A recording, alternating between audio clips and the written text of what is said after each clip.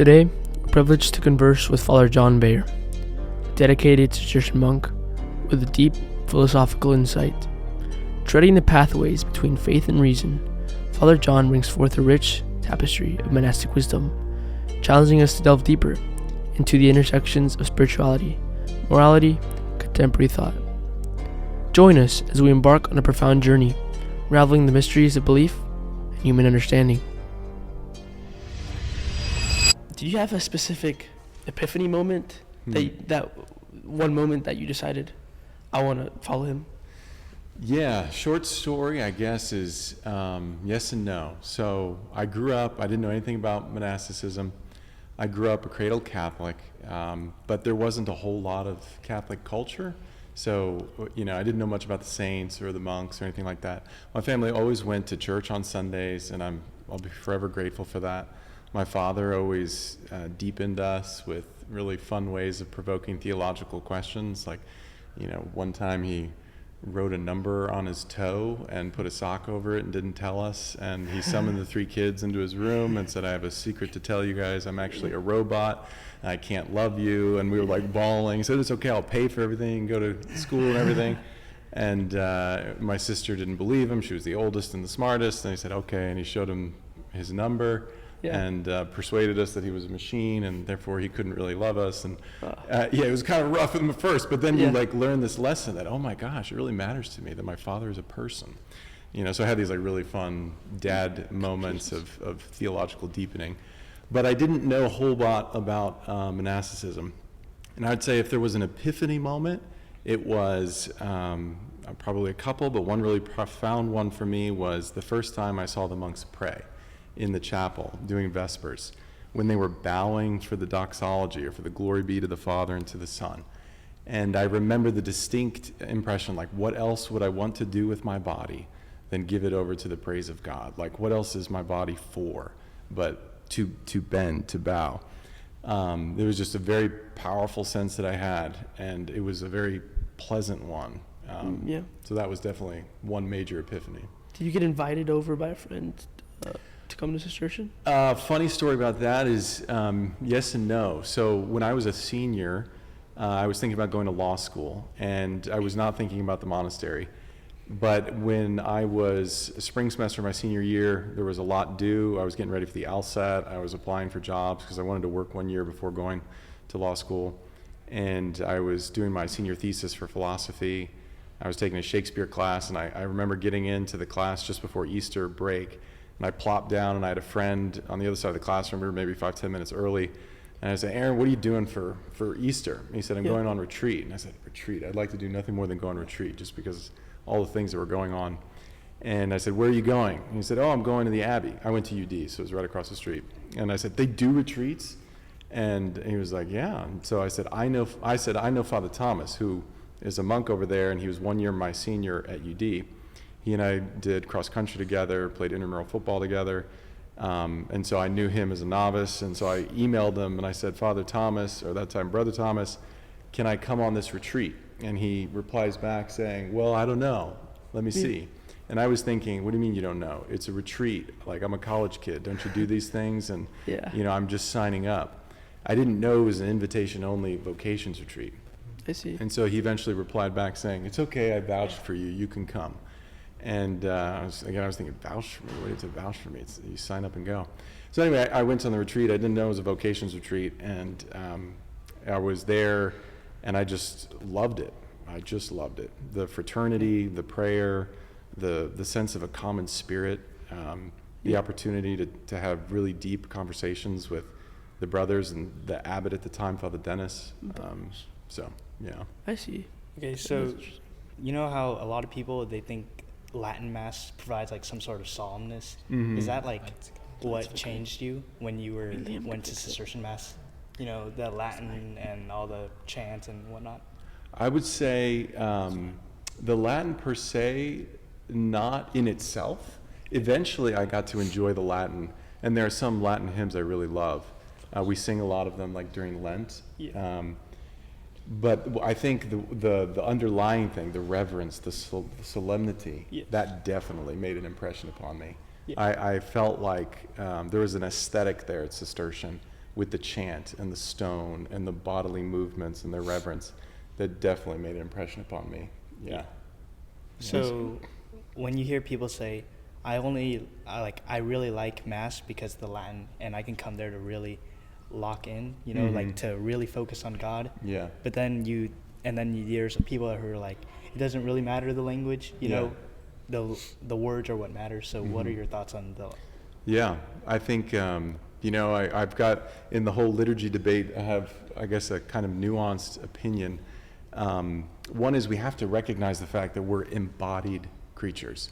What happens in the body matters. And so whether the music is nice or not matters. The symbolism, the vestments, which direction the priest is facing, all of these things matter to us. We can't pretend like, oh no, it's just the meaning that counts. Well, okay, in the end of the day, it is the meaning, but the meaning comes home to me as an embodied creature through the language of symbol. God instituted the sacraments and the liturgy for embodied creatures such as us. So we, I think, have to pay attention to those details. But we also can't idolize those details. Of course. We can't think that, well, unless it's in Latin, I just simply cannot pray. It's like, what a poor state to be in for a soul, like to be so handicapped spiritually that unless God speaks to you in Latin, you're just out to lunch. Right. So I think most people, even those who, like me, are sympathetic with a lot of traditional forms, would not want to be imprisoned by those forms. Very similar arguments were made shortly after the council on the other side. Like some people said, well, the liturgy is so inaccessible to me. It's all these old Latin Gregorian forms, these hymns I never heard of. I want things that speak to my generation. And so bring out the guitars, bring out the piano, bring out the contemporary music, as if that was the only way they could come into contact with God. This idea that I need this, otherwise I cannot pray. I think whether it's for the more traditional need or the more contemporary need, we need to pause and make sure we're not idolizing external forms. All the while, always respecting the fact that the meaning, the depth will come home to us through those forms, and so we should be very careful about them, but not so rigidly attached to them. Yeah. But do you think that that leads to diminishing faith in the church? Like, what do you think is better? A traditional Latin Mass or like a rock type of Mass, I guess? I would say it's hard to weigh those two on an objective scale. I can see different stages in life, different periods, different moods of myself, one or another piece of music resonating. There's like a Hillsong, right? That's a band. The Hillsong song "I Surrender." You look it up on YouTube, I'm sure it's got like a gajillion views. Yeah. Like that song can bring me to tears. And if there's a Mass where in a certain setting where we can play that song and it makes sense, go for it. But then there's other places, other moods, times of life where I probably wouldn't want that. I would want the really peaceful, rhythmic, emotionally sober music of the Gregorian chant. I see. So I think there's room here for a legitimate diversity and a respecting of different sensibilities. I suspect that on the Sunday celebration, we would want something a little more solemn and sober, not something so emotionally pulling, because that will affect people differently. So does that answer your question? That does answer my question, yeah. This I think can tie a little to, what do you think the purpose of religion is? Why do so many people in this world follow religion? Yeah. I think the purpose of religion, well, if I'm thinking from like God's perspective, and I'll show my hands here and show that I'm very much a Catholic. I think that God wants to be united to us. God wants to make contact. And religion is, in the purely natural sphere, just a behavior, a disposition, a virtue of human beings toward Him, ordered toward union with Him. And when we are living well with respect to God, we're behaving religiously. And that's something anybody can do. We all have souls. We all have spirits that long for infinity. And exercising those well means directing them toward God. And I think that, the purpose of religion is to unite us to God ultimately. Yeah, so then we can say that all religions lead to the same truth? Like, well, what makes our religion, Catholicism, how does that make it the true religion? Like, it's the right one, I guess. Yeah. As opposed to like Islam. In As opposed Islam to and Islam. Judaism, there's so many religions, and Yeah. I don't know, Like Hinduism. Joseph Smith. Yeah, right. Yeah. No, that's a great question. And I think there are several different ways you can try to compare religions, One is like, how do they stack up before the bar of history or the bar of reason?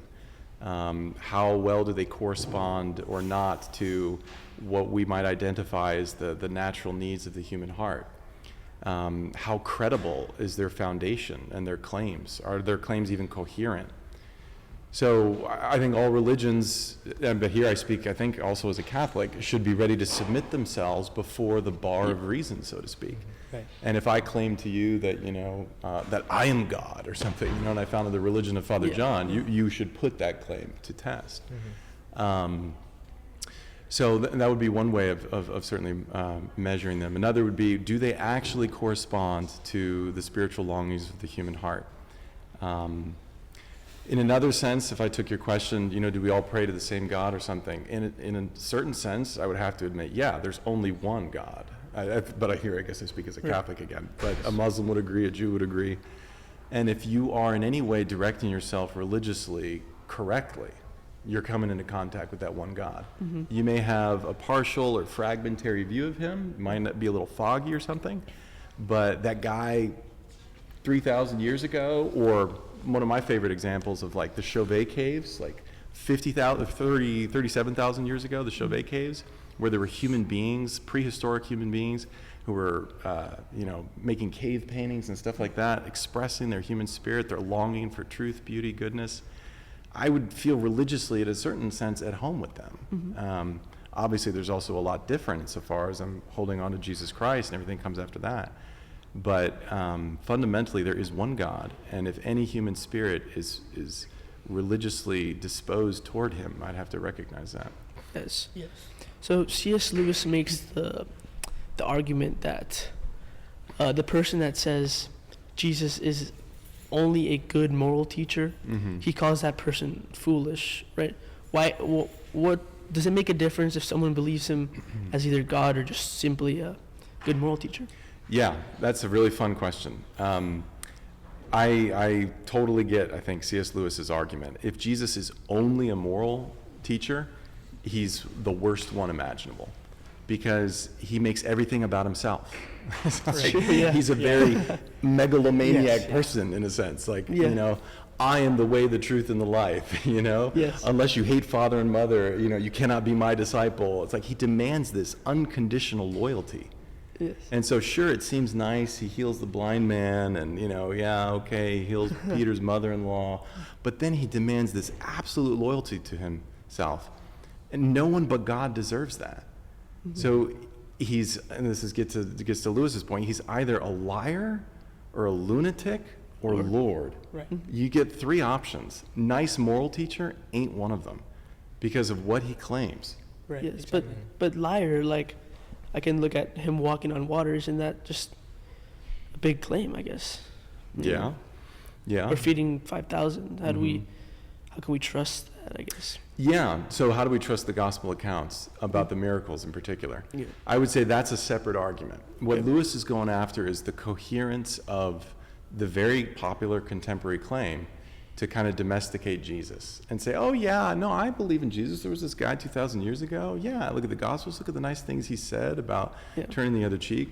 If you're ready to go that far and accept the gospel testimony of Jesus, then the only possibilities are liar, lunatic, and Lord. But if you're at an earlier step where you're not even sure you trust the gospel accounts, this is another question, also a very good one. Yes.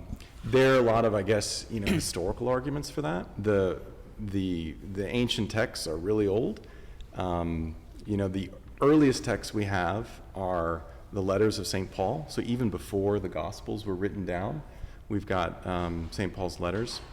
And some of those are super close to the crucifixion. I think 1 Corinthians is 51, 52, something like that. Mm-hmm. And by our best chronologies, Jesus dies something like the late 30s.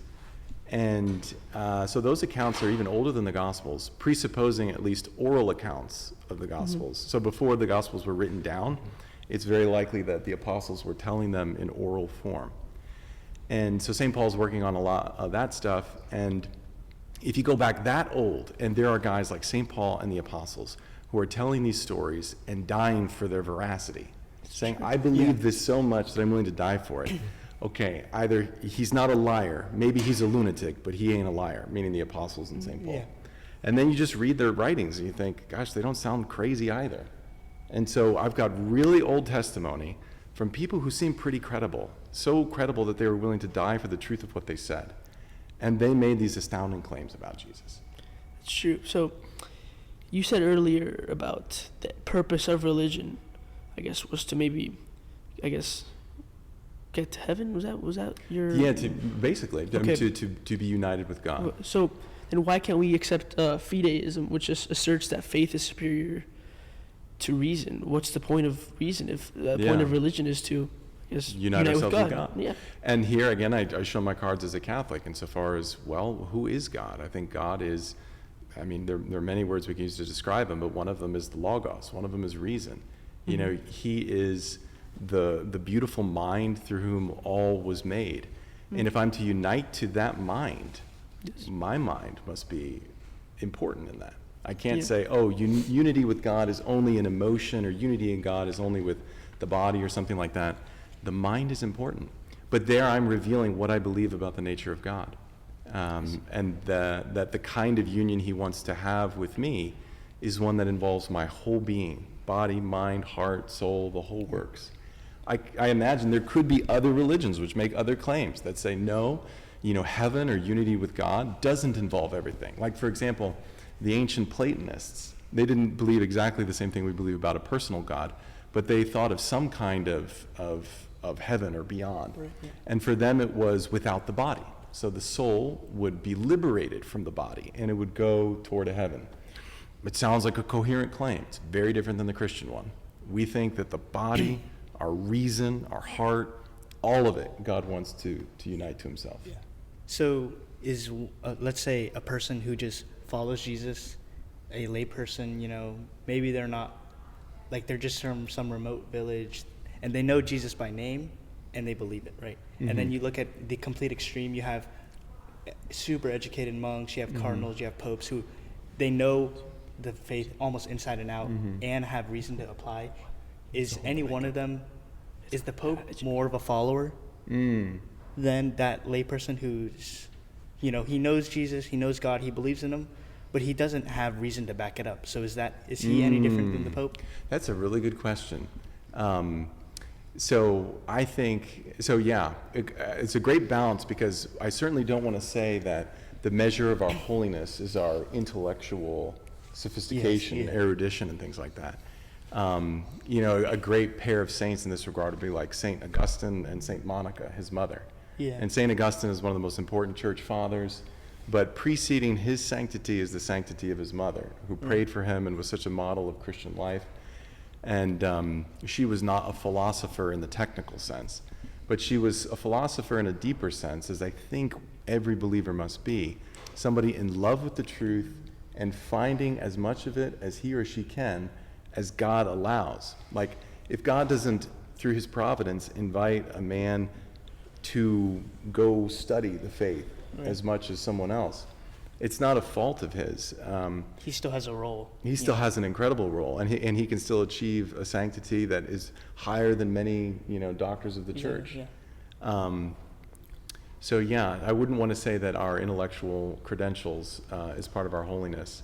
Although I have to also, pivot that once again by saying, whatever's going on in our search for truth, whether it's expressed through going to get a doctorate or just this like really profound, simple love for the truth and the deepening of it in whatever way the humble person can, that is part of our holiness. Okay. And caring about it is part of our holiness. Okay. Yeah, so let me change the topic a little bit. So Theism is the belief in God, but with no, let's call it an organization, right? What role does the organization play in a believer's relationship with God? Yeah, it's a good question. A lot of people have that, the can I be spiritual but not religious? Exactly. Yeah. And I think that goes back, and I have to show my cards again, as a Catholic. Well, it depends on what you think our end is. What is our destiny in God?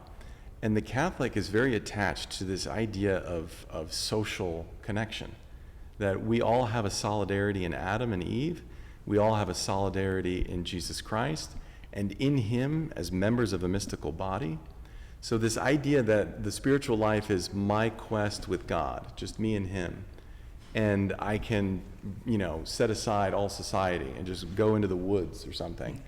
The Catholic can't accept that. It's like, no, I think heaven is a party, like a raving, awesome party where you're all there and we're celebrating this incredible story that God has brought in our lives. It's not just me and him. And so once you make that connection and you're ready to accept a social significance to religion, well, then everything opens up. Relationships, institutions, all the rest. So, does that help? That helps a lot, yeah. So let me jump the gun, a little harder question. So I'm not sure if you're aware of, I guess in the church, like sexual abuse scandals. Sure, maybe very towards aware, children with bishops and even higher up. Yeah. Right. I feel like this can deeply sadden people who look up to these people, especially for moral guidance. Yeah. These are the people that we look up to, right? Yeah. So I just want to ask is, what do you think is the cause for this, and might it be celibacy in the priesthood? Mm-hmm. Yeah. That's a huge topic. And I can say a few things, in particular answer to the last question. But first, I think it's important just to acknowledge how sad it is and how understandable it is when people lose confidence in the authority of the church over something like this. The reality of sin is very tragic wherever you find it. But there is a certain really powerful scandal when you find it so deeply in the lives of those people whose very vocation is to help transmit the presence and the teaching of God. So it is profoundly sad, and as a priest, I experienced that sadness. People will make assumptions about me. I've had that happen just because I'm a priest, and in a sense that's sad, but in another sense I don't mind. I will atone in my small, tiny way for the sins of the members of the church, and as I ask them to join in atoning for my own sins, So profoundly sad, and I would always want to be compassionate with those people who are struggling because of this counter witness. On the other hand, when we're trying to find the cause, we have to be open and reasonable, and it seems very difficult to me to argue that celibacy in itself is a cause for sexual abuse. What would, I guess, think of the contrary. So the premise of such an argument seems to me to be that we simply must have sexual intercourse. In one form or another, we need a sexual expression. Is it in human nature, like the animal instinct? Yeah, it just has to discharge in some way. And that seems to me to be a pretty problematic assumption. There's first just the witness of the fact that there are people who prove that that's not the case. Like, unless you think all those people are total liars or self-deceived or somehow suffering in some Freudian way or something, you have to take as significant their witness that there are happy people who are celibate. Another point I think is important to make is that it kind of undermines marriage as well if we think that people are just compelled to sexual expression. Because at least as the Christian understands marriage is a covenant. It's a freely entered relationship. And if people just had to marry because they had to get this bodily urge out in a way that was socially licit, that I think would take away a lot of the dignity of marriage. Marriage is about a free gift of self. And if I didn't think that my spouse was free, but that he or she was just compelled by their biology to need me tonight instead of freely give to me, that would be a big problem. So celibacy in a way also protects the dignity of marriage. I don't know, do you want to push any of those or go a different direction on this question?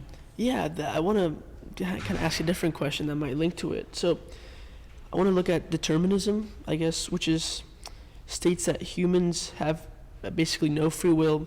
God already knows what's going to happen to us. He transcends time.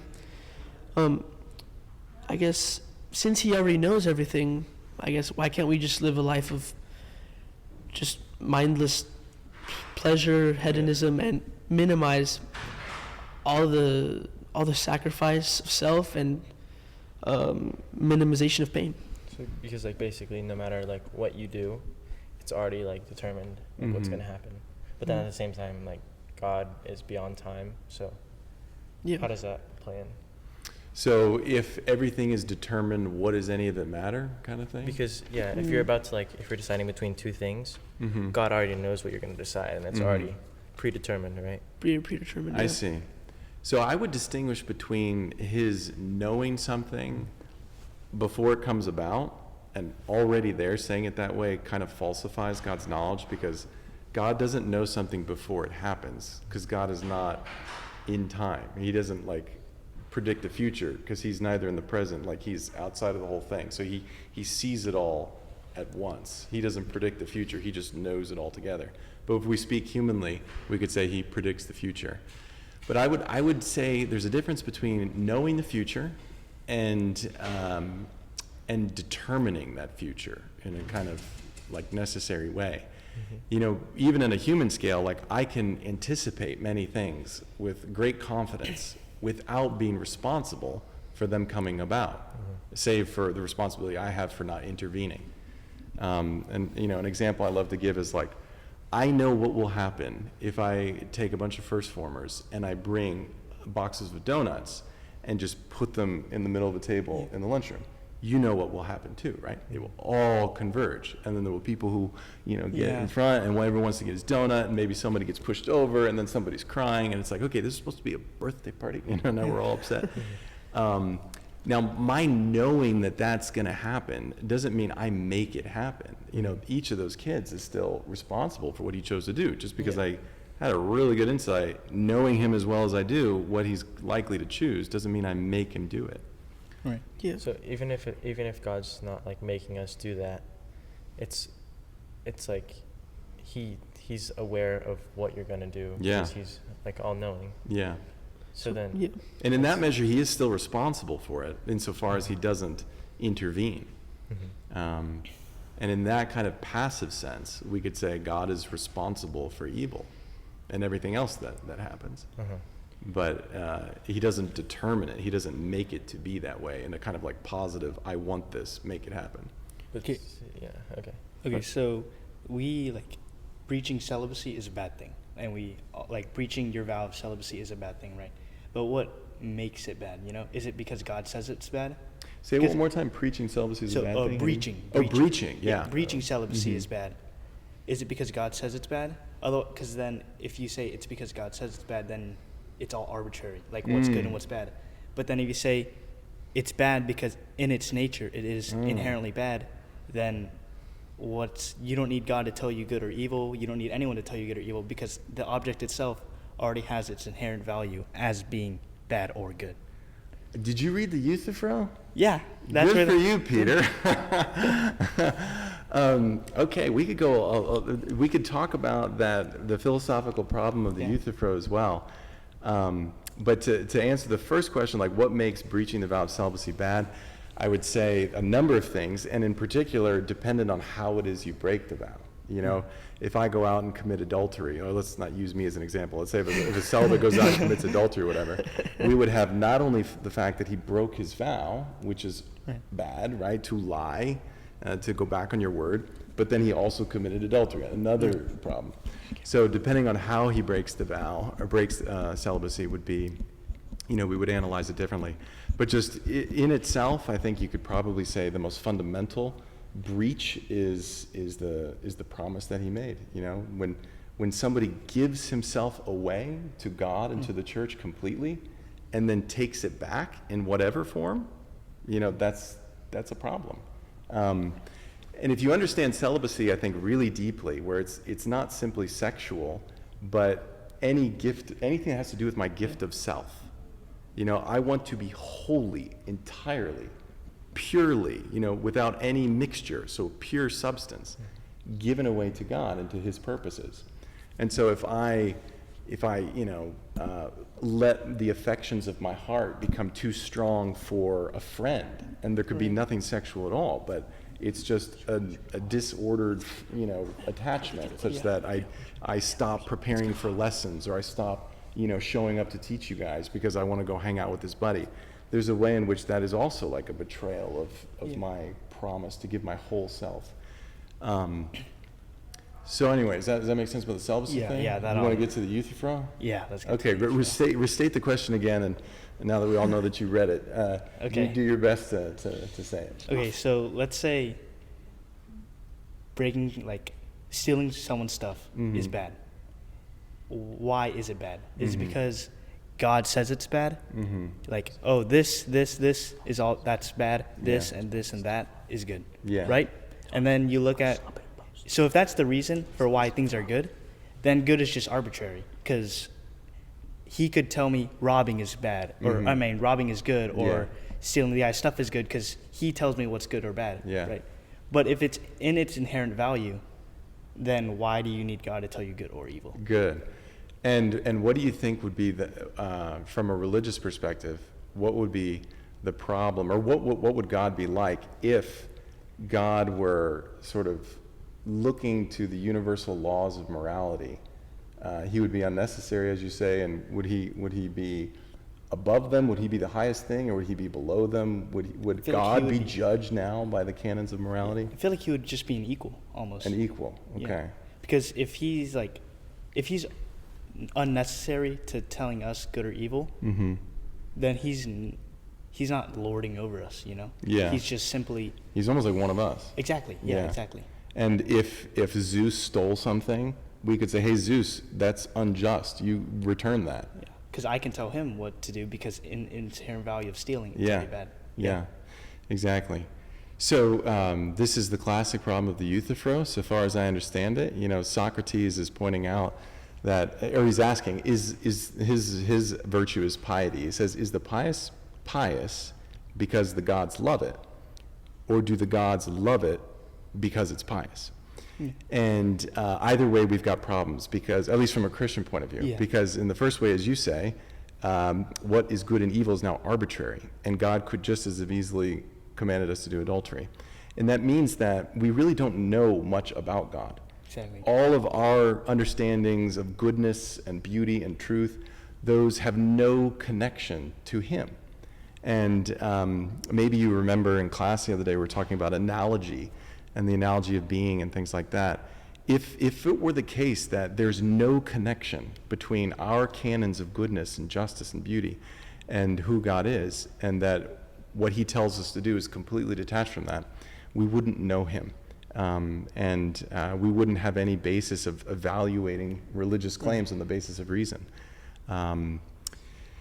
That's a problem. We think Catholic thinks that God's the Logos, and that we're made in his image, and there is a connection here. So we must be able to know something about him on the basis of our natural canons of justice. But the other side is also a problem, because if we think that, well, God is now obedient to something higher than himself, he's no longer what Christians mean by God. Yeah, because he's no longer above, almost. Exactly. In a sense. Yeah. God is the most high, you know? He's the first cause. The classical proofs for God's existence always go back to whatever is that like highest, most ultimate, absolute being. I call that God.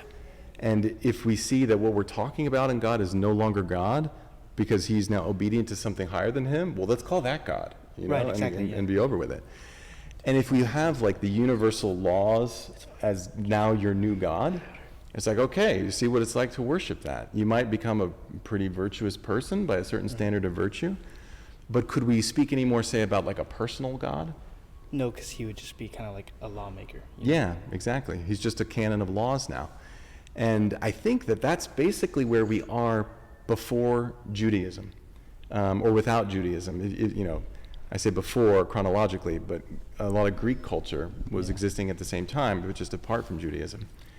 Judaism injects into world history this radical personality of God that he chooses.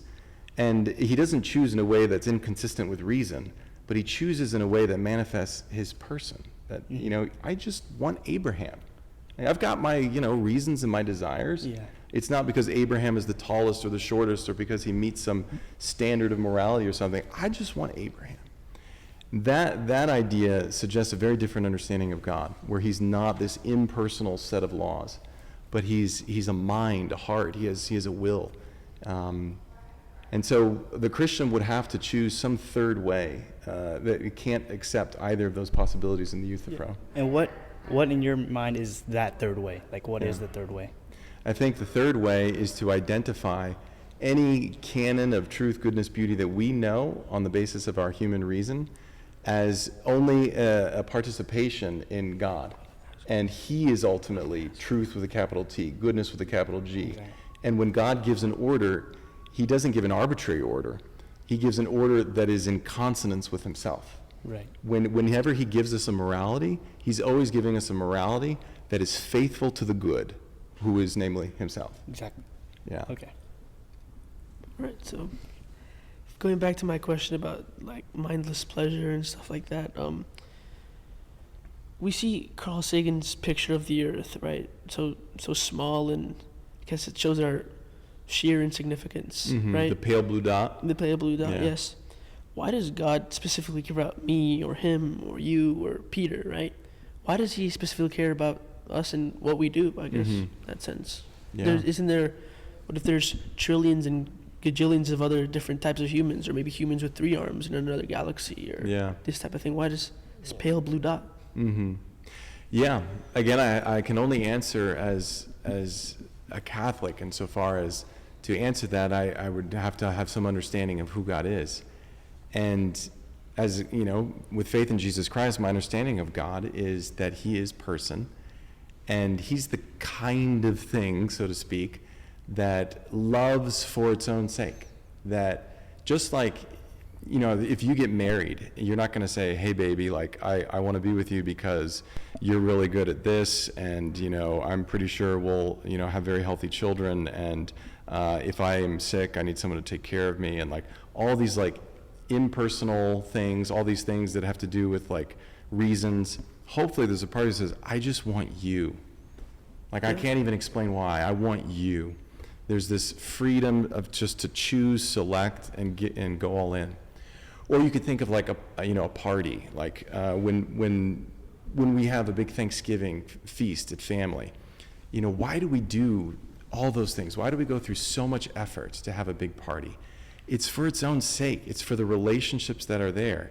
I'm not using grandma for anything. I'm not using Aunt Susie or whatever. It's like we are here putting all this effort into this party just because we want to be with each other. Nothing beyond that. God is like that. He's the fullness of that kind of generous love. And I would say like that's the reason anything is here, because God is that kind of generosity. Now, whether he has that only toward the human species or whether ET is not out there somewhere, I don't know. That's a fun question to think about, and go look behind Jupiter and see if we see anybody or further and beyond. But in the meantime, I can already say with confidence that, from the perspective of Catholic faith, God is love. And if he's interested in me, it's for the sheer generosity that anyone would love anyone, You become friends with somebody truly, not when you're using them, but when you just want to be with them. And so it's like, why does God care for you? Well, why do you have a friend? Like, why, Yeah. It's because you want one. How do we know God is good? Well, I would say to kind of go back to Peter's line of thinking, at least with the philosopher's cap, if anything is good in the world, it's good only because it's a participation in his absolute goodness. And so he must be good, beautiful, intelligible, if he's authored a good, beautiful, and intelligible world. But then I would go a step further with theology, or with faith in Jesus Christ, insofar as, you tell me, how could you not think that if Jesus is the Son of God, and he so benevolently treats the disciples, loves and forgives his enemies, it's hard to call that anything but good, you know? Yeah. And so if he really is the revelation of the Father's face, if he is the Son of God, well then of course God is good. But I recognize that step certainly takes faith in Jesus. Yeah. If God did not exist, do you think human nature would be inherently selfish and for the own?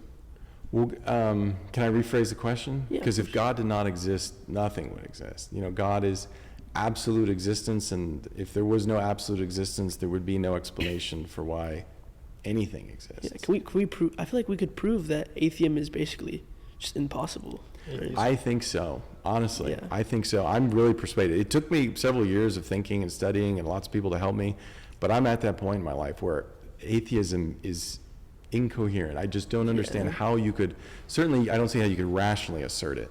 I could understand how emotionally I might feel abandoned or if God is if not there. But the metaphysical arguments are really powerful for me. Are they Sure. starting to become powerful for you guys? Yeah, I just can't think of a way that atheism could be possible. Yeah. Atheism. Like everything that is caused, what would you say it? Like it was from another cause, Yeah. right? Yeah. So if we go all the way back to anything, Mm-hmm. it had to be God, right? Yeah. There So- must be something that did not have to be caused. And yeah, And that's God. that's a kind of existence that is just so foreign to what we I feel experience. like our brains can't comprehend. Yeah, that. we really can't. I always ask then who created God? Exactly. And it's like, well, that's the kind of question that's inadmissible if he's the uncaused cause. You know, you've reached a point where that question no longer makes sense. And it's like, well, it sounds kind of arbitrary. It's like, I know, but you have to reach that kind of a point if you're going to have any explanation for why anything actually is, because nothing comes from nothing. And shoot, there's a whole bunch of something. Yeah. And so if we just keep on going from something to something, something, something, something, we never reach an explanation. We have to get to something that doesn't have any possible questioning about it prior. And that thing must be very different than everything else. And I'll readily admit that we got to be really humble if we ever claim we know much about him. But that he's there, Yeah. it seems to me pretty clear from reason. Is that the biggest mystery, you think? That, I guess, who created God? Well, I would, nobody created God. He was uncreated. He's the uncaused cause. He's the only reality where the question of origin doesn't make sense. Where yeah, the question, you just can't say it. And it sounds arbitrary, but then it's like, well, there must be something like that. Otherwise, the rest of this has no account. Because if you just have contingency, you never get an anchor. You never get a real explanation for why anything is. You need something outside the system, so to speak, Yeah. to give being to the rest of it. But so to rephrase your question about like, let's say, so I would say if there weren't a thing like original sin, would human nature be evil? Is that kind of where Yeah, you that's go? kind of it. Okay. So original sin, it sounds funny to say, it's one of my favorite doctrines of Christianity because there are a few things more obvious than the fact that we're sinners, right? That we miss the mark so often in life. That seems to me to be something that everybody who's honest with himself can say. At least about other people, right? Maybe there's some people who like don't know themselves very well, but they're very ready to point the finger at other people. So we have this sense of like the universality of sin. Now, what belongs to everything would seem to belong to the nature of the thing, you know? Like, I wouldn't say, for example, that, you know, having brown hair belongs to the nature of humanity because Garrett doesn't have brown hair, he's got black hair, but Jose does. So, but what belongs to us all, I would probably be willing to ascribe to our nature, the thing we all have in common. And so I would be willing to say, yeah, it belongs to human nature to, in principle, be rational. And that seems like a fair statement. Yeah. Now, what if we all are sinning? Does it belong to us to do evil, to long for evil? Oh my gosh, I hope not, but it sure seems that way. Until what? Until you get some really good news, which says, in the beginning, it was not so. In the beginning, the human heart longed for truth, goodness, and beauty and total purity. In the beginning, we were all just. Evil came in second, and therefore it could one day be removed, and we could enjoy the fullness of our nature without it, without all the sadness that comes from sin. We weren't meant for that. We were meant for happiness. Like, that's really good news. That's why I love original sin. So, sorry. Why couldn't like God, like out of his love for us, like make us not born with original sin? Yeah, he obviously could have, right? Because he did that for Mary and Jesus. So I would say that to understand that, at least as I reconcile with that, one really important principle is to go back to that idea of solidarity again. That God wants to see us all together, and he wants us to bear the consequences of our actions together.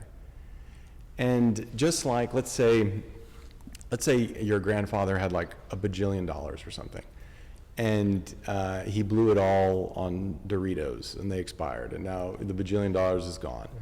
Like, you would say, Grandpa, you lost $1 bajillion, why'd you do that? And you would have a fair argument to say that he shouldn't have done that. But you still, I think you would agree, justly bear the consequences of his imprudent purchase, right? You can't go back to the Dorito company and say, give me that $1 bajillion back. My grandfather made a mistake. And so, in a similar way, we're all in it together as a family, as a human family. And when Adam and Eve made a mistake, we can't go back and say, hey, no, they made that mistake for themselves. I shouldn't have to bear the consequences of that. Well, we're part of the same family. At least that's how God wills to look at us. He's made us that kind of creature, and he wants to treat us in that way. So for better or for worse, we're in this together, all human beings. That's a beautiful teaching at the end of the day, right? I mean, how many people today, setting aside the question of sin, long for this notion of a human family, who really want to believe we're all in it together, all around the globe, and transcends all the divisions of nation and ethnicity and all sorts of things. And original sin comes from that kind of a hope, that we really belong together. Yeah. It's also the way in which we credibly hope for redemption in Jesus. That just like we had solidarity in Adam, we have solidarity in Jesus. This is St. Paul in the letter to the Romans. He's very, very proud of this. Like, we were one in the first Adam, and we're one in the last Adam. Thanks be to God. Yeah. So, do you think, because I personally feel that God, he could prove his goodness without causing babies to feel pain or something like that, Like, I would already believe in God if he just walked on water, or if he resurrected, or if he died on the cross for me, or if he fed 5,000 with, so, But why does he have to cause, like, pain and suffering in the world just so I can know he's there? And now what do you mean by cause pain and suffering? Or I guess the better word would be allow. Okay. Why does he allow? Why does he allow good people to suffer? Yeah. Yeah, exactly. Like Job. Like Job. Job, right. And then... Or innocent people to suffer, Yes. Like, why is that necessary for me to believe in him? I wouldn't say it's necessary for you to believe in him. I think our question is like, why is that necessary for whatever it is you're trying to accomplish, God? What part does that play in your great design? In a sense, I have that question too. I mean, we're in a certain sense still standing with Job, wondering why. We don't yet have the beatific vision, that vision that will make us happy. That's what beatific vision means, like the beatifying, the happy-making vision. We don't enjoy that yet. That's something that we hope to get in heaven, where we are satisfied by what we see, where it all makes sense and hangs together. So I still have that question too. In the meantime, I think we could do a little better than Job insofar as we have Jesus. And Jesus shows that whatever the purpose, and I think we could say something about the purpose, it is at least consoling to know that God is in the trenches with us. That God bore God bore everything that he asked someone else to bear. I remember just how consoling, I knew somebody who suffered really dramatically psychologically. And I remember just how consoled he was to discover that Christ's pain was not only physical, but also psychological. When he's on the cross and he's saying goodbye to his mother, and then he says, Father, why have you abandoned me? That he, at least at an emotional level, had a sense for atheism, in a sense, that for the absence of God. So that would be the first thing I'd say, looking at Jesus, is like, okay, whatever the plan is, we could find some consolation in knowing that he's not asked us to endure anything he's not ready to endure with us. And then I'd say another consolation is that the ultimate design of God seems to be about love. And do we not have the experience all the time how suffering well borne can become one of the most powerful, if not the most powerful expression in this life of our love? Like, there, in my desire to love, I desire also to bear pain for another, to work hard for another, to suffer, to endure for another.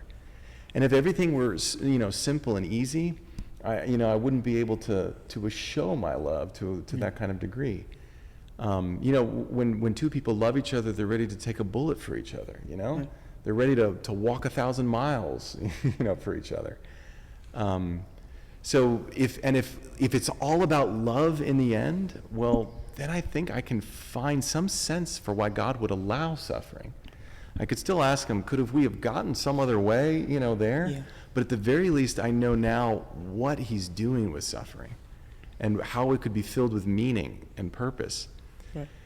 And then maybe the third thing I would say is, and then I'll be quiet on this one unless you want to push it further, is that imagine he was so concerned to avoid suffering, and that was an absolute for him. I will not allow my human beings to suffer. What would he have to do to make that happen? And to me, it seems like he would have to take away our freedom. Freedom is what brought evil into the world. God didn't create it.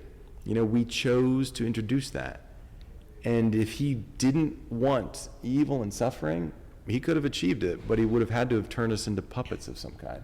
Right. And he doesn't want that. I want to say something. It's like, I guess times when maybe somebody's happy and they made $10,000 in the stock market, somebody else suffered, somebody else lost, or things like that, I guess. So that's true. It takes away our freedom in a sense. So, maybe you've seen, I don't know, relationships with other guys in the forum or elsewhere where somebody's doing something that isn't good, and you could stop him by punching him in the face or something, but most likely that's not a good solution, right? You to respect his freedom, to help him truly grow rather than force him. Yeah, I see. So I guess we were talking about Nietzsche earlier. I guess we'll talk about him later throughout the year, but he makes a point that I don't think he likes Christians very much. No, he doesn't. Yeah. And then he says he makes a few correlations here. He says sexlessness equals purity, weakness becomes goodness, submission to people one hates becomes obedience, not being able to take revenge becomes forgiveness. That's what Christians did, I guess. Mm-hmm. What are your thoughts on that? So his critique is of Judaism as well. And for him, he explains the origin of morality through resentment. That you had people who were weak, who couldn't get what they wanted, and they were oppressed by people who were stronger and who had greater willpower. And these losers on the bottom, in order to get even or to try to assert themselves once again, they were very crafty, and they created a moral system to make the strong people feel guilty about their strength. And I mean, you could think about it in a very simple way. Let's say, I don't know if you guys have little brothers or something, but let's say you had a little brother, and let's say you wanted whatever you wanted, whatever toy you wanted, whenever you wanted, and you were bigger and stronger, so you could take the toy away from your little brother. And if all he could do was cry and feebly, hit your ankles or something, you would get to play with whatever you wanted all day, and you'd be stronger, greater willpower, you get it. The only way the little brother has a chance against you is if there is this thing called morality and somebody to enforce it, mommy. So if he's mommy, he's not sharing, mother, you should share. I should share? I should rein in my strength for this little thing? I want to flex. I want to play with what I want to play. Why are you making me feel guilty for being strong and powerful and taking what I want when I want it? Isn't there something glorious about the lion that tears through the gazelle, or the eagle that just swoops down and rips the fish apart? I mean, there's a beauty to that we like watching in nature. Why can't we watch that in ourselves? Why do we have this bad conscience that just makes us feel bad and restrain ourselves when that weak loser can't restrain me by himself? So Nietzsche looks at the world through a lens like that. And initially it sounds kind of powerful. I mean, like, who doesn't like lions and eagles and stuff like that? It's too bad for the gazelle, but like, that is crazy beautiful when the lion does that. So Nietzsche's trying to wind back morality by attributing it to such a pathetic origin. And at the end of the day, Nietzsche doesn't want any morality. He wants to go, as he says, beyond good and evil altogether. The very categories of good and bad are things that he thinks are not true. Well, he wouldn't say that. They're not life-serving, so he doesn't want them. Nietzsche has a very powerful position. I think it's crazy, but it's quite fascinating. Or do you want to push it? Do you think there's something to it? Let me just ask, I guess. So we were talking about earlier that human nature inherently, I guess, doesn't need, I guess, sex and things like that, I guess. So why does he say sexlessness equals purity? So his point is that, so that's one of the values that he would claim the religious person, the Jewish, the Christian person, of inverting. So sexlessness equals purity. Let's say I'm only in the monastery because I could never get a date, or because I was a chauvinist or a misogynist, and I didn't want a wife. What would you think of my commitment to celibacy? It'd be a little strange, right? It's like, did he really sacrifice anything? No. And so if I'm saying, well, the sexlessness of the celibate, the guy who was a quote unquote loser, not able to, achieve his desire, well, instead of feeling bad about himself, he turns it into a virtue. He says, it's purity. It's celibacy. It's a good thing. It's a good thing. And Nietzsche's like, to heck, it's a good thing. That you just didn't win. You're just weak. You couldn't get what you wanted. Mm-hmm. And so Nietzsche, in other words, wouldn't find credible somebody who could marry but renounced marriage. Not because marriage is bad, not because he couldn't get married, but because there was some other good that he was pursuing. Nietzsche says, no, there's no other good. That's not good, what you're pursuing. That's some cheap consolation prize for the fact that you couldn't win in the competition that really mattered. Does that make sense? Oh yeah. So going back to his history class. So Martin Luther, he prayed to God like, "Oh, please save me from this, and then I'll go serve you in the monastery." So why can't God, maybe sometimes we ask, "Oh, God, give me a sign and I'll do whatever you want," or "Help me with this and then I'll do whatever you want." And let's say God did help me. Couldn't he attract so many more followers, so many more devoted people without causing pain and suffering? So it's like, why doesn't God speak more clearly? Why doesn't he part the heavens? Or no, I guess because people always say good things happen to bad people, or good things happen to bad people and bad things happen to good people. Yeah. Far too often for God to exist. That's like an argument that a lot of atheists have. Mm-hmm. But I guess you could bring in those people when they say, God, give me a sign, or help me with this, help me with that. Don't let my mother die of cancer, or something like that. Mm-hmm. Give me that sign and I will follow you to the end of my life. Okay. So why can't he could, I just feel that he could attract so many more followers. Yeah. If he just did more miracles. Almost, yeah. And I guess spared more suffering with this direct way that we could say, oh, it had to be God. I guess in a sense, yeah. Mm-hmm. Yeah. Well, gosh, I can't wait to ask him why he didn't do this or that miracle or intervention. Clearly, he's willing to, right? Right. Miracles appear to happen, and there would have been an ample opportunity. Okay, maybe some of us can get sick, but why the Holocaust? Right. Exactly. Yeah. Could that have been one that maybe you spared us? Yeah. That's hard. I mean, I think that's, I can't answer that. I mean, I can say a few principles, I think, but I really cannot account for why God doesn't intervene in one suffering as opposed to another. That just has to do with whatever his particular providence is for this great big network of human relationships. I think I can say something very general about his desire to kind of hide. So God is in so many ways a hidden God. He doesn't part the heavens. We often pray for things and don't get an answer. Right, exactly. And I think he does that in large part because our journey is so important. Maybe a couple examples. So like, I always talk about Abraham in this context, and also when I'm trying to help people understand discernment. So Abraham had a long journey before he understood what God wanted from him. And God in Genesis 12 seems to have parted the clouds and said, you're going to be the father of many nations. But Abraham didn't know what that meant.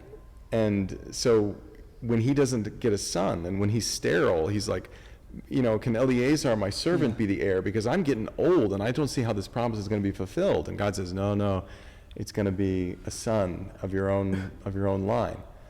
Like, why couldn't God just tell him the whole plan? Like, he's dragging him out. And then it gets worse, where it's like, okay, he's still anxious, and so Sarah, his wife, is also anxious, and so she says, okay, just have a son by my concubine, Hagar. And that's where Ishmael comes in, right? Yeah. And then it's like, okay, now I have one of my own line. And then it's, no, not Ishmael. And Abraham says, that Ishmael would find favor in your sight. But God's like, no, it's going to be a son from you and Sarah. And then he gets Isaac. And then guess what? He is told to sacrifice Isaac. And so it just seems like at every step along the way, Abraham doesn't know what God is asking of him in its fullness. It's like, why does God do that? Especially when Scripture calls Abraham a friend of God. This is how God treats his friends. And I think one of the reasons God does that is because he is not interested for its own sake in the things we do for him, but in the relationship that comes about over the journeying with him, in living day by day, trying to be docile, obedient, search for his will. The contrast would be like if God gave us mission orders in life, and he said, okay, Peter, I want you to do X and Y, and I'll see you at the last judgment. So there wasn't this day-to-day intimacy of prayer and discernment, and you're hanging on his every word. If today you hear his voice, harden not your hearts. So I think that because God wants relationship, that's one of the reasons why he doesn't manifest himself so fully, and he remains so hidden, that we might seek him and grow in him. Another reason he remains hidden is just the simple fact of how relationships work. You might think of maybe your parents or a good friend. There is nothing that parent or friend could say to you when you're 2 years old that will help you understand them completely. You must go on a journey. You must grow and live and dwell with them years and years and years before you grow into a deeper understanding of that person. Even if they wanted to reveal themselves to you completely, they couldn't do it. Right. Because our finite minds are young, immature, still needing a progression before they can understand anything. So God, I think, is hidden, not because he's so coy and shy and stuff, but because we have to grow. So before we can really understand him, we have to go through stuff before he could help us understand things. I mean, how many times have you had to have a certain experience in life before you could understand what your parents were talking about? Oh yeah, 100%. So I've kind of been thinking about this a little bit. So like, why are some people like born into really good situations to become like good, strong Catholics, as opposed to like other people that aren't? So like, if like someone's born into a Catholic family and they go to a Catholic school, it's going to be a lot easier for them to get to heaven, right? Yeah. As opposed to like someone who's like born into like a cult or something like that, and they're never exposed to the outside world. They never even like know the name God. Yeah, that's a hard one. That's one of the many sufferings, right, that we endure. Sometimes we suffer a physical illness. Sometimes we suffer a spiritual illness or weakness. I was blessed to be born to my parents and to have the teachers I had, to go to the schools I went to. And my life would be very different, I think, if certain things hadn't happened to me that steered me toward the University of Dallas and eventually the monastery. So a couple things I would say there. One is that we should be confident that God is just, And he knows the gifts that he's given and the gifts he hasn't given. And that he'll judge us according to what we've done with his gifts. You remember the parable of the talents where God gives 1 talent, and I think it's 2 talents and 5 talents?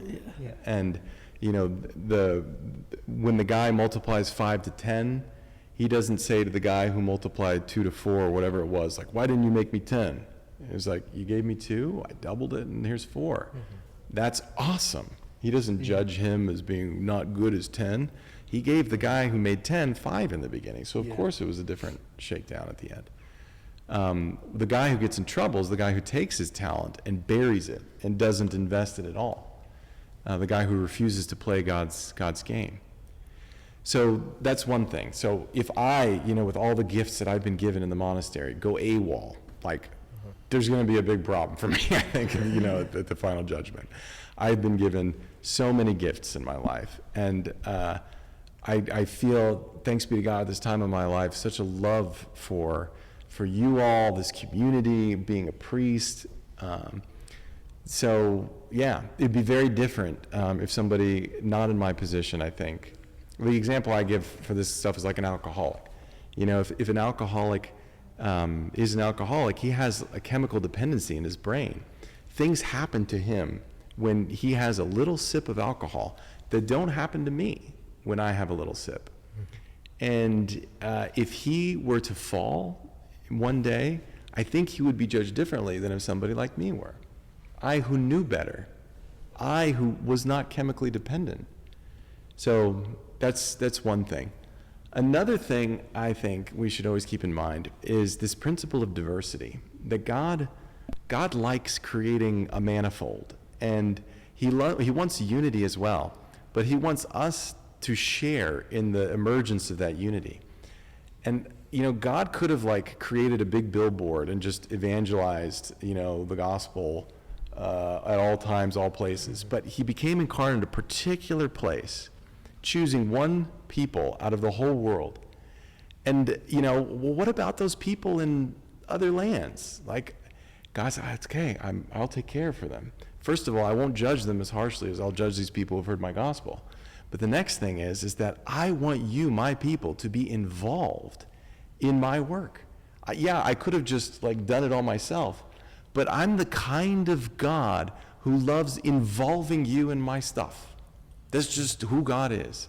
Just like a father could fix his car, but he wants to teach his son how to do it with him, so he gets him into the garage.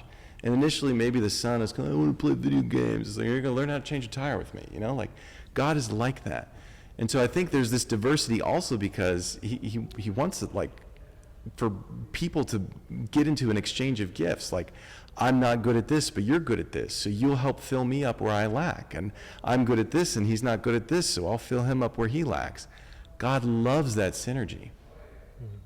Does that help a little bit? Yeah, it's great. I was going to ask, how'd you learn how to, you don't stumble over your words, you're so articulate. How did you learn that? That's a fun question. I don't think I've always been like that. And I don't remember when the transition came. And I don't think I'm as articulate about every subject. If I'm articulate about theology and philosophy, I think it's in part because I've spent a lot of time with it, and by golly, I believe it. And many times in my life, I have been open to the challenge. Like, I remember distinct moments in my education where, like, I'm doing my homework, and it's like, okay, either I just put what I know is the right answer and get the assignment done and go, or I, like, admit, what? Like, I don't understand that. How does that work? And really wrestle. And when you really wrestle and become really convinced and you see through so many possibilities and counter arguments, then you really start to become fluid with it. So I think that's one thing for sure. Another is I could be like a little bit maybe obsessive. Like I do find I can get into modes where I lose sense of time and I'm all in the moment. Unfortunately, for some people, this happens sometimes when I preach, and so I can go to like 20 minutes, you know? Yeah, I heard your Sunday homily was like 25 minutes, something like that. That's an exaggeration. I have a watch. It was 21 minutes if you include my reading of the gospel. Oh, okay. 20. You'll tell me once we're off air who told you it's 25. I'll tell you. But yeah, I fully admit that sometimes I go long, and it's not necessarily a virtue, but I think it's a side effect of what I hope is a virtue, of just being all in on the word, and yeah. It's nice. So I think Father Augustine told us like a little bit about optimized work. And he told us that you know a lot about it. Could you tell us a little bit? Sure, happily. I would totally recommend it. So it's optimal work. Optimal work. And there's a psychiatrist who, he lectures at Harvard. He has a clinical practice up there. He's a UD grad. I know him also through Opus Dei. And I have so much respect for him. I've learned so much from him about psychology, neuroscience, just practical wisdom. Through a podcast he's got called The Golden Hour. So if you want, they're all episodes like 25 minutes. They've got like 150 of them by now. Scroll through on a favorite title and just start there to get plugged into his wisdom. But Optimal Work is one of his projects where it's a masterclass. I did the masterclass this summer. Brother Barnabas also did the masterclass. Father Joseph is doing it. Father Christopher is starting it. To make a long story short, it's about how to flourish through your work, how to make work a place where you practice your ideals and grow peacefully toward greater flourishing in the rest of your life. It's about cultivating an attitude that leads to flourishing. It's about cultivating attention in a way that leads to flourishing. And it's about acting in a way that constantly reinforces your growth and virtue. People suffer from distraction, and I've learned so much through Optimal Work about focusing. People suffer so much from complaining or feeling like the world's against them, or how could I, do well in these circumstances. Optimal Work has offered so many wonderful tools for reframing, for an attitude shift. Mm-hmm. Such that through the course of my day, if I'm on my game, there's really nothing that could stop me. Every day is awesome. Nothing has to stink. Mm-hmm. Even when bad things happen, you're like, okay, how is this an occasion to grow in something awesome that I want to grow in? Is it like a kind of stoicism type thing? There is, I think, some stoic wisdom in it, but it doesn't stop there. There's a stoic wisdom insofar as you don't accept the immediate judgment that pain is bad. If you're a stoic, I think you're open to a kind of neutrality about pain. It's a simple part of the world, and so you accept it. But I think Optimal Work, if I understand it right, goes a step further. It's like, actually, that could be integrated into something good. The Stoic kind of has a resignation, where he's like, good or bad, it is what it is, and I'll just accept it and move forward. Optimal Work allows you to be really excited about accepting. It's like, this is an opportunity for something cool. I'm not just resigned to it as an inevitability and tough enough to embrace it. I'm actually wise enough to see how through this suffering or challenge or whatever it is, I can grow. You could think about, I don't know if you guys, what your sports are or whatever, but if a football player gets knocked down and he looks at that in isolation, he could say, ow, that hurt, I hate it, I want to quit. Or he could take it as a stoic. It's like, we all got to get knocked down sometimes. Or you could take it with a growth mindset. It's like, I just got beat. I see how I got beat. I bet I can figure out how not to get beat next time. Moreover, I know what it's like to get hit by a 220-pound senior. Now that I know what that's like, I also know I can take that. So the next play, I'm going all in without fear because I've been hit. I know what it's like, and I can go for it. So it's about turning everything into an opportunity to grow according to your ideals. Yes. So what do you think about people who are very goal-driven? They're always thinking about, I'm going to get my goals done regardless of what is in my way, regardless of relationships or whatever. They're like, I have to get to that goal. And whatever drops off along the way, it's whatever, So is being goal-driven against, what Catholics support about living in the present, you know? Yeah, the way you described being goal-driven, I would say, is problematic. In another sense, I would say Catholics are very goal-driven, kind of like we've been talking about in class with architectonic sciences and, the ultimate end of all things. We are goal-driven, Right. we want that goal. But when we think in the sense you were describing about goal-driven, we're thinking about like privately set goals that we elevate to this absolute importance that we're ready to sacrifice things that we shouldn't sacrifice, like people or relationships or other important goods we need. The person who studies so much that they never sleep, or the person who wants to be so physically fit, that he works out all the time and never studies, or the person who wants to be so thin and attractive that they never eat the healthy food they need to eat, or whatever it might be. We can pursue something that might in itself be good, a goal, but then we can elevate it to this position that it doesn't deserve, of absolute importance in our life. So yeah, the Christian tradition, the Jewish tradition, I think also in a sense the Muslim tradition as well, insofar as we're all rallied around a kind of monotheism, would say there's no God but God. And if you think that being an amazing student or getting to an amazing college or being the most popular or money or whatever is God, it's like, no, there is no God but the one. And so that thing, whatever it is that you're pursuing as absolute, which isn't God, needs to get demoted. Yeah.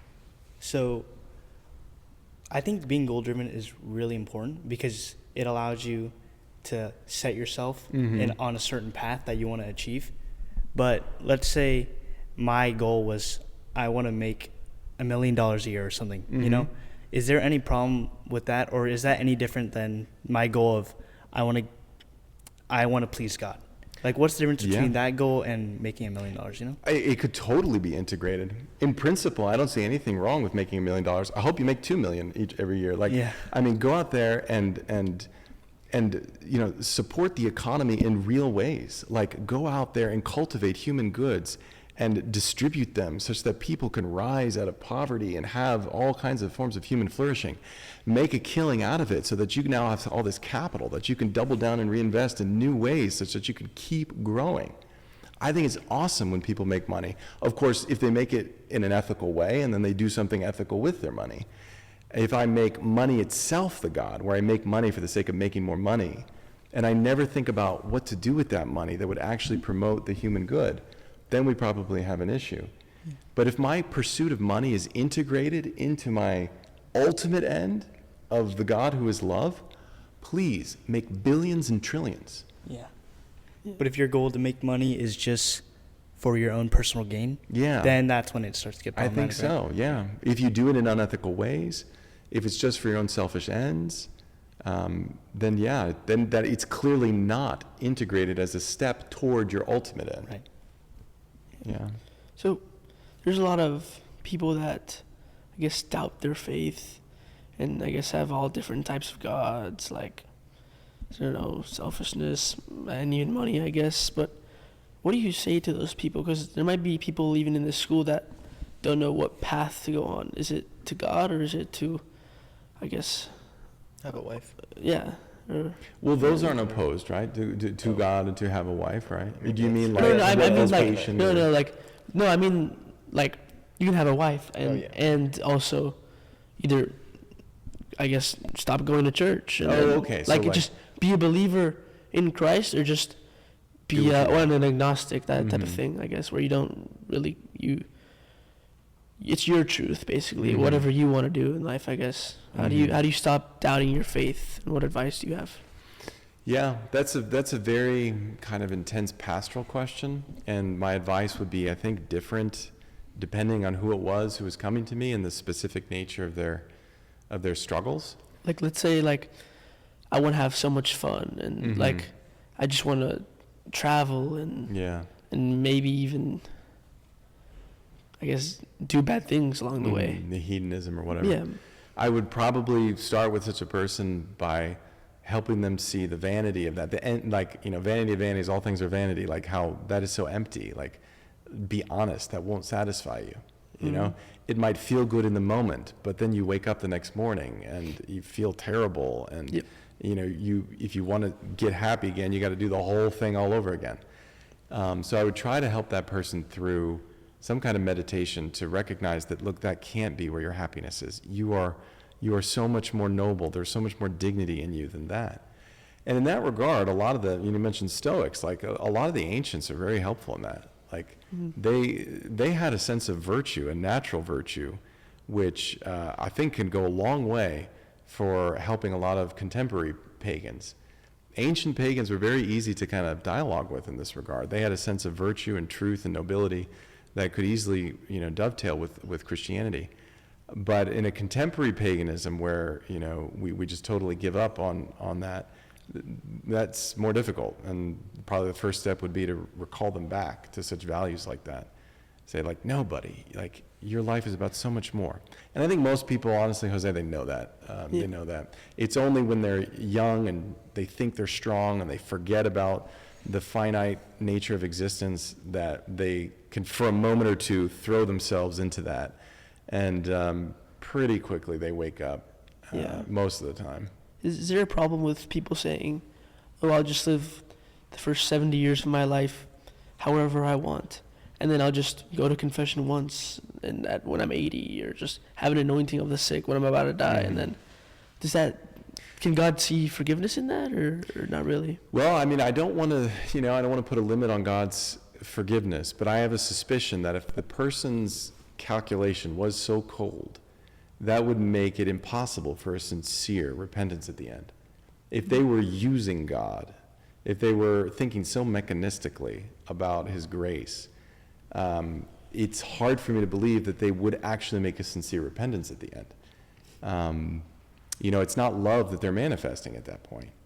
It's scorn, it's hate, it's a total self-will.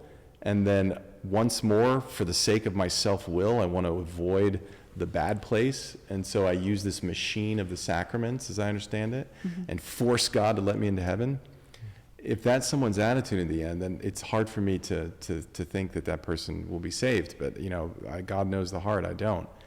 I can, however, imagine somebody who quite sincerely throws himself into a life of debauchery and then eventually, wakes up and accepts himself that was stupid. And I'm sorry. I really am sorry. I have wasted so much of my life. And I can imagine God forgiving that person pretty easily. Yeah. I mean, that person would probably spend a lot of time in purgatory to really purify that will.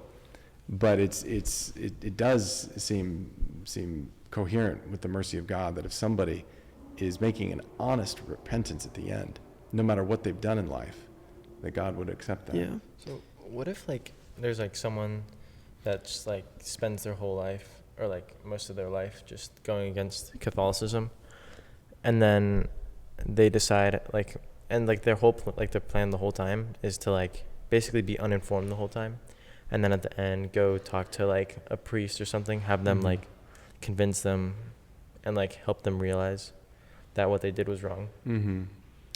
I think that the way in which we would evaluate that morally depends on whether they're being faithful to their conscience or not. And if somebody quite sincerely just doesn't get Catholicism, then I think there are plenty of people who, for whatever reason, haven't heard it explained credibly, haven't had that personal encounter, whatever pieces might be missing. And so they're quite sincerely okay, I'm happy you guys are around, but I'm not persuaded, Then I think that person will be judged very differently than somebody who says, I know it's true, but I really don't want to sign off because then I feel bound by a whole bunch of things. So I'm just going to kind of not think about it too much. Yeah. And just play dumb until kind of like Jose's analogy toward the end. So I think that person is probably going to be judged negatively. I would also say that person is missing out. If that's one thing I've learned about being a monk, and even before that, getting on the dynamic trail of faith, it is super fun.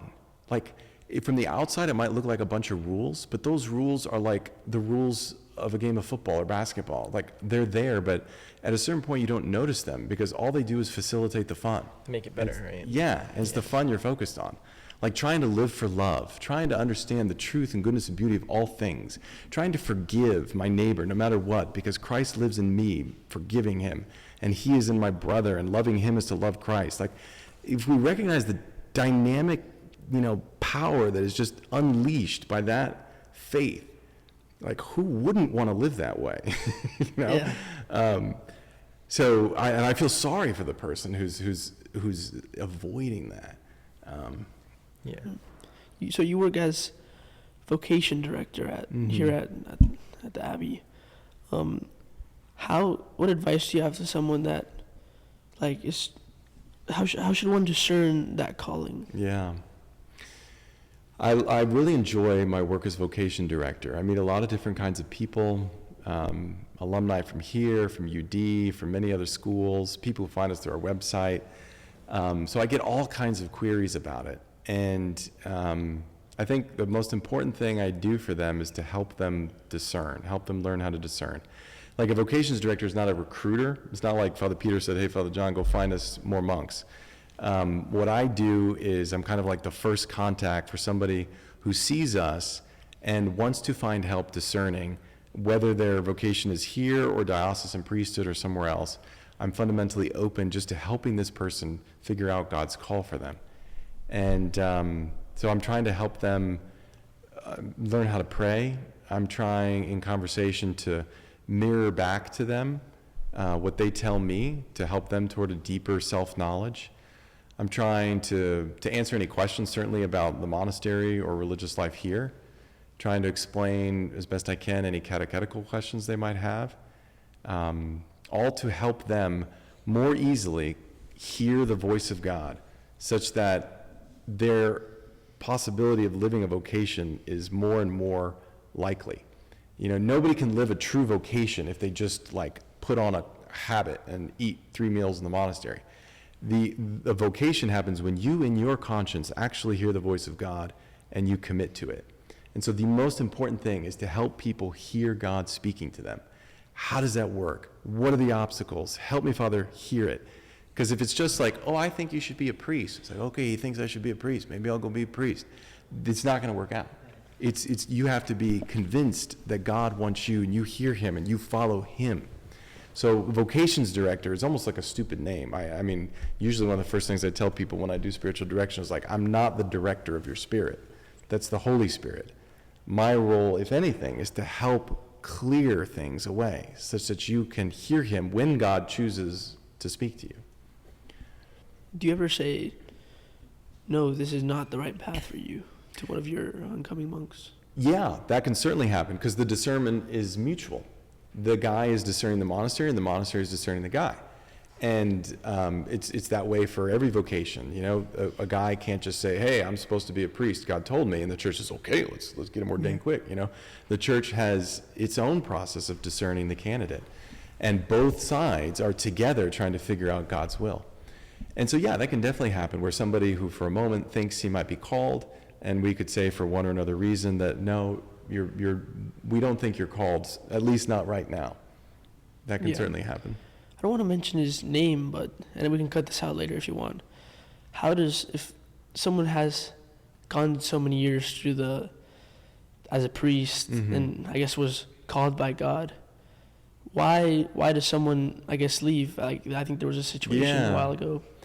Yeah, I think we can talk about that. I mean, we shouldn't talk about that, about a particular case, because I don't know, all the details, and we don't want to try, whether on air or off air, to judge another person. But we could talk about, the idea, like, what if somebody joins, becomes a priest, and, is then leaves?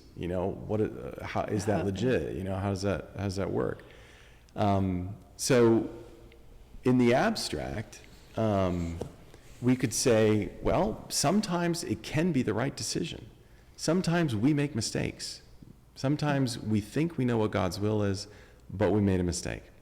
And that could be a mistake either on the part of the candidate, he didn't know something about himself, or he didn't reveal something about himself to the monastery or to the diocese.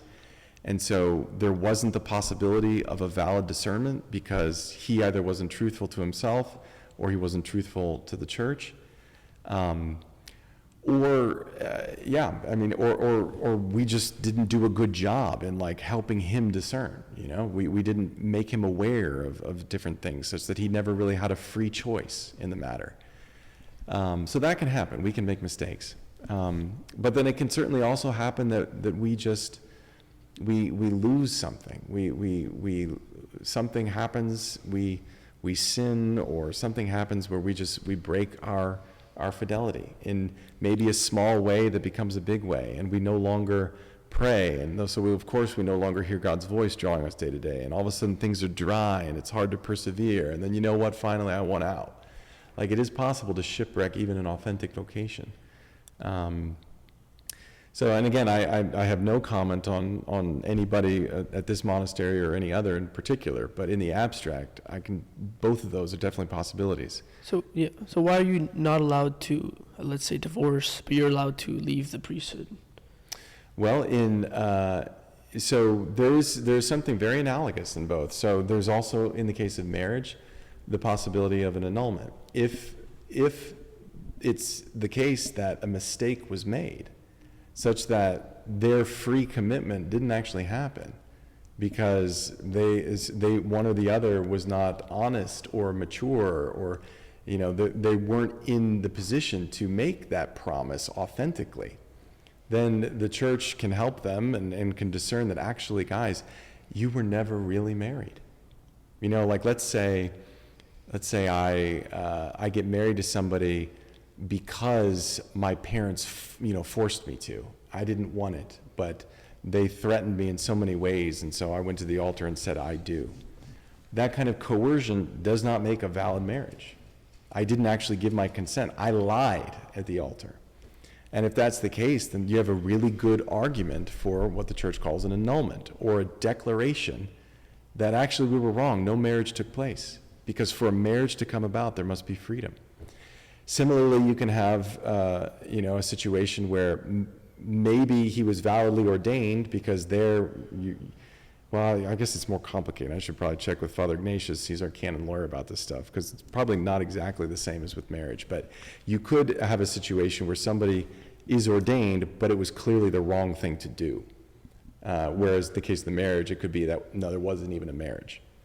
And so in that, and we should own our mistakes, and we should release people from the consequences of those mistakes if we can.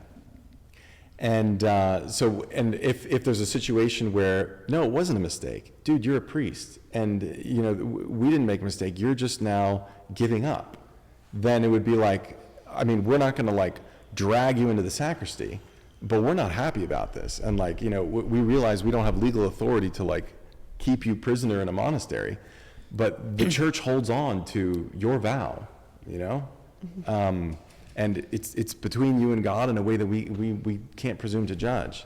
But this did not end well. And that, I think, would be more analogous to the refusal to allow divorce, where you are still responsible for this woman. Even if you don't like her, or even if you regret or whatever, if your marriage was valid, you cannot abandon her. And again, I don't have legal authority to drag you to court to make you support her or whatever. Civil courts have that authority, but the church would still say, morally speaking, you are still wedded to this person, and you owe her all that you owe as a husband. So, let's say in a hypothetical scenario, someone became a priest, and then after a couple years they leave. If they do marry in, decide to get married, can they marry within the Catholic Church? And if so, are they a priest or are they a married man? They would have to obtain a valid dispensation from the clerical state. I think that's the technical phrase we use. So they would have to regularize their situation with the church.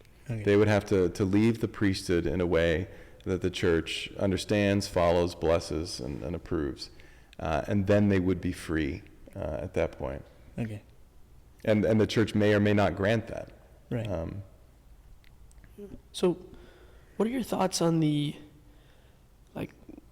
LGBTQ movement and, I guess, transgenderism, and there's this persuasion to children nowadays, even in public schools. I know we're so lucky to be at a at a private school, I guess. So I don't know. What are your thoughts? Big topic, obviously.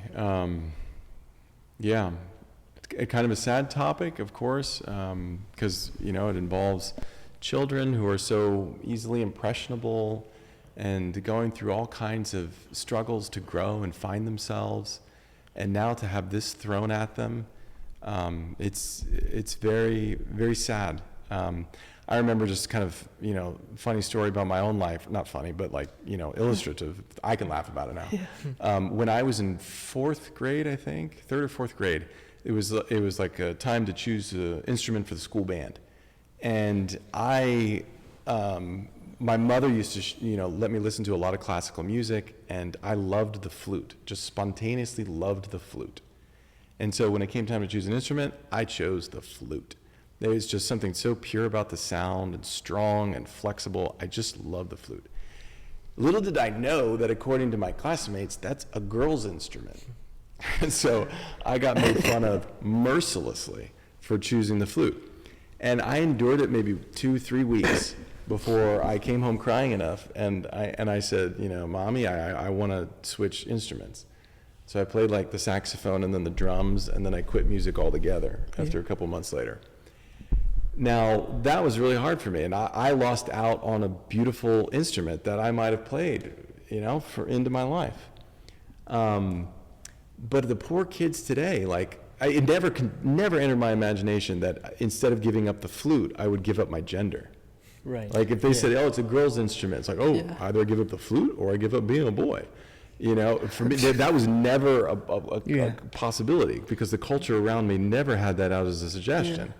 Kids today, the stakes are so much greater in this, because now the culture holds out, well, maybe just be a girl. I'm sad for having lost the flute, but oh my gosh, if I had lost, my ability to embrace being a man, and so I really feel for this generation. It's an immense pastoral topic. I think there's a lot of help out there. So I love authors like Jason Everett and Ryan Anderson, Christopher West.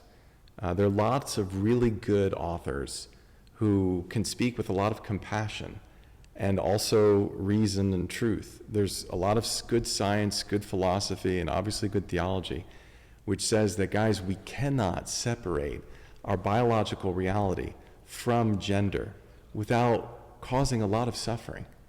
And there are people who find it difficult to embrace their gender, and we must have all kinds of compassion on them and patience. But we won't help them by pushing them further into that confusion. We will help them only by finding the right way to help them out of it. So I guess in broad strokes, that would kind of be what my thoughts are.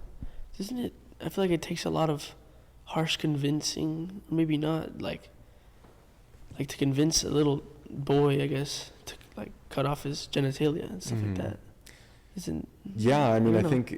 Those, it's depending on the person's experience, it could start at different ages, and I think it does take a lot of persuasion to get to that point where legally you'd be able to do something so dramatic as have a surgery. And there are many steps before that kind of lead up to that, with different hormones and puberty blockers and social things. And it is so sad when I haven't seen it in person, but I hear about it all in the news, and there are even some famous cases and of people who from a very young age, before they even have any real concept of sex or gender, when they're still living in the world of unicorns and leprechauns and things like that, and they say they like something, and so the adults around them just sort of categorize that, which is a sign that one of the cultural premises behind a lot of this stuff is a stereotyping of gender that I think most people, when they recognize it, would want to get rid of. When people try to transition, they oftentimes, in order to transition, adopt some of the most obvious stereotypes of the other gender. They look like a Barbie if they're trying to go in that direction, or they look like a big muscle man if they're trying to go in the other direction. So What would you say to like someone who's like gone through with the surgery, right? And then they like decide that that was the wrong decision for them. Yeah. The very first thing I think I would say is there is always hope. That this too can be integrated into a beautiful story. Mm-hmm. That God's capacity to reconcile all things to himself through love is unimaginably limitless. And they bear scars on their bodies now, but so does Jesus Christ. When he rose from the tomb, he had glorified wounds, scars that radiated the power of his love. That can happen in their bodies too. And their lives are so meaningful, and they can, through their particular path, become an incredible ornament to God's saving power. They will understand things that I will never understand, probably, because of the unique sufferings and the way God can touch them through them. So I would say there's always hope, and I would want to know them and see God working through their lives, because I know he can. We all suffer dramatic things, and this, I think, is particularly dramatic. But none of it is apart from God's power to tie into a beautiful story. Mm-hmm. Okay, so like for a day-to-day Catholic, just a normal person, like take me or Garrett or Jose, like any one of these guys, for example, how are we supposed to approach it?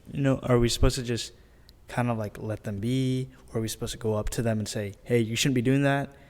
And should that be to the side, or like very vocal about it, Like use their pronouns and those are fun questions. So I would say first job is do no evil, do no harm, and that means don't lie.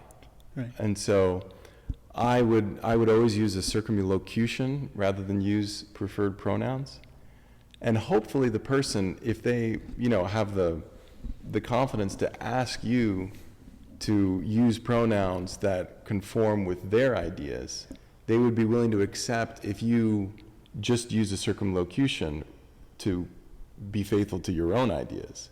That they're asking you to use a pronoun to accord with their vision of reality. And you say, okay, well, how about we just do something we meet on a neutral term, where I won't use the pronoun you don't like, but I also won't use the one that you asked me to use because I don't believe it's true. Right. And so I will just use some circumlocution, some other way of addressing you. Okay. So I would do no harm, and that means do not lie. I would also say that, the guiding principle is always love. And the catechism is clear that the people who think differently than we do about sexuality, shouldn't be discriminated against or to be respected. We're to recognize with compassion that, as we understand they're suffering something. And so we wouldn't want to do anything that's cruel or abusive. That means we really need to watch about our language, the kinds of jokes we make, the things we pass along on social media. We need to be very disciplined with ourselves such that we're really strengthening our capacity to love. And I remember when I was growing up at a school, boys could be very cavalier about, joking about homosexuality or things like that. So we need to be very disciplined about that so that we can credibly love people. So do no harm, primacy of love, and then when you are trying to help somebody in a more proactive way, I would say the first thing to do is to recognize that mostly is really only possible from within a position of friendship. Mm-hmm. That within a relationship can you really approach a particular person. There is a role for public witness, I think. Once you're kind of an emancipated adult, I would think that there'd be different situations where you might say something publicly. But while you're a child growing up, I think that your responsibility for that is proportionately less.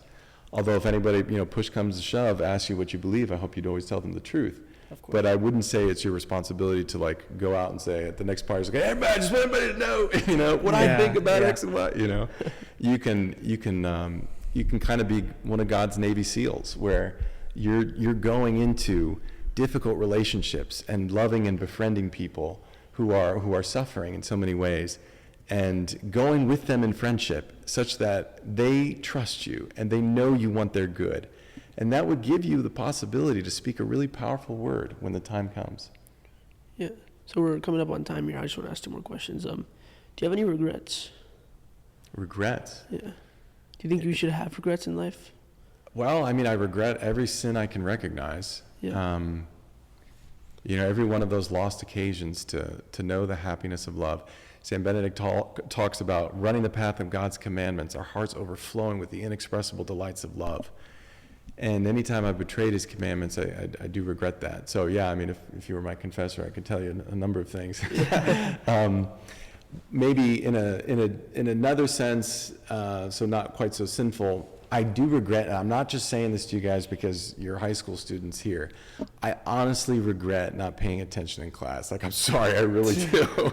Like, my interests in life have exploded since I got to the monastery. Exploded. I've loved philosophy and theology, but if the abbot ever let me, and if I ever had the time, I would love to go get a degree in geology.